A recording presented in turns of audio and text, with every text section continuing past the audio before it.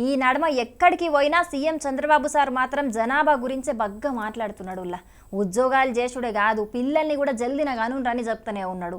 మొన్నట్ల జరిగిన అసెంబ్లీ సమావేశాల సుతం లగ్గమై పిల్లలు పుట్టనోళ్ళ గురించి మా అధికారులు ఎంక్వైరీ చేస్తారని చెప్పిన బాబు సారు ఇవాళ మళ్ళీ మీటింగ్ల సుతం జనాభా గురించి మాట్లాడిండు. మరి ఆడ ఏం మాట్లాడిండు, జనాభా మీద చంద్రబాబు సారు ఎందుకు ఎక్కువ శ్రద్ధ చూపిస్తున్నాడో మనం కూడా అరుచుకున్నాం. Today South India is having a problem of fertility rate. Tamil Nadu 1.4 or 1.5, 1.6, Andhra is 1.5.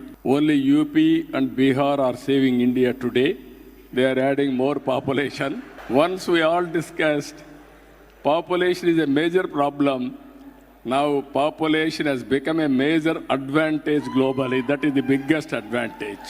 ఇన్నరా Babu sir ఏమన్నాడో? సౌత్ ఇండియాలో ఇప్పుడు సంతానోత్పత్తి ఎక్కువ లేకపోవుడే సమస్యనట. తమిళనాడు, ఏపీల జనాభా ఎక్కువ పెరుగుతలేదు. ఉత్తరప్రదేశ్, బీహార్ రాష్ట్రాలే దేశాన్ని కాపాడుతున్నాయి. ఒకప్పుడు జనాభా సమస్య గాని ఇప్పుడు మాత్రం జనాభానే పెద్ద ఆస్తి అని చెప్పుకొచ్చిండు. సౌత్ ఇండియాలో ఎక్కువ మందిని కనలేకపోతున్నారు గాని యూపీ, బీహార్ల మాత్రం ఎక్కువ మందిని గాని దేశాన్ని కాపాడుతున్నారని అనుకొచ్చిండు. మద్రాస్ ఐఐటీలో జరిగిన ఆల్ ఇండియా రీసెర్చ్ స్కాలర్స్ సమిటీ కార్యక్రమానికి హాజరుపడ్డ సీఎం చంద్రబాబు సారు ఇట్లా మాట్లాడిండు. మొత్తానికైతే చంద్రబాబు సార్ మాత్రం ఎక్కడికి పోయినా జనాభా వెంచాలనే దాని గురించే మాట్లాడుతున్నాడు. జనాభా అనేది గొప్ప ఆస్తి, దాన్ని మంచిగా వాడుకుంటే దునియాలో మనమే నంబర్ 1 అవుతామని అంటున్నాడు. సౌత్ ఇండియానే ముందే చెప్పాను, మనం అందరం ఈ దేశానికి పెద్ద ఎత్తున కాంట్రిబ్యూట్ చేసే పరిస్థితికి వచ్చాం, ఒక అసెట్గా తయారయ్యాం. ఇప్పుడు ఈ స్టేట్స్ ఎవరైతే మనం అగ్రెసివ్గా ముందుకు పోయా వీళ్ళందరూ ఆలోచించుకోవాల్సింది పాపులేషన్ మేనేజ్మెంట్లో కూడా జాగ్రత్తగా ఉండాలి.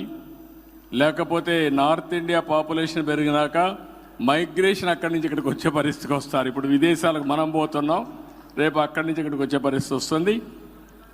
గ్రేట్ కంట్రీ కాబట్టి అందరం కూడా పాపులేషన్ మేనేజ్మెంట్లో కూడా జాగ్రత్తగా ఉండి, మీకు ముందుగా యంగ్స్టర్స్ చెప్తున్నా, చదువుకున్న వాళ్ళకి మీరంతా కూడా కంఫర్ట్ జోన్కి వెళ్ళిపోతూ ఉంటారు. పెళ్లి చేసుకుంటాం, మంచి ఉద్యోగం వస్తుంది, వైఫ్ అండ్ హస్బెండ్ ఇద్దరు పనిచేస్తాం, డబుల్ ఇన్కమ్ వస్తుంది, నో కిడ్స్ లెటర్స్ ఎంజాయ్ అనే తీరిక వస్తారు. దానివల్ల పాపులేషన్ డ్రాస్టిక్గా తగ్గిపోయే పరిస్థితి వస్తుంది. మనం కానీ జనాభాని మేనేజ్మెంట్ చేయడం, ఈ ట్రాన్సిషన్ కానీ మనం మేనేజ్ చేస్తే రాబోయే 400-500 సంవత్సరాలు ఇండియన్సే ప్రపంచాన్ని శాసించే పరిస్థితిలోకి వస్తారు.